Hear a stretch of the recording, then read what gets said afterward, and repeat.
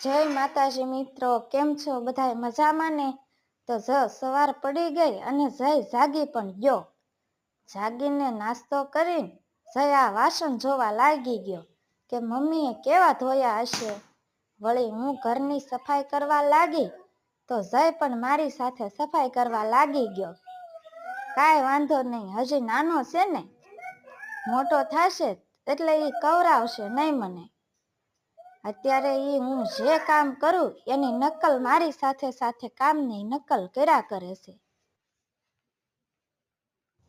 તો જો મિત્રો, મારા વિડીયો તમને ગમે તો લાઈક, કોમેન્ટ અને સબસ્ક્રાઈબ કરવાનું ભૂલતા નહીં હો.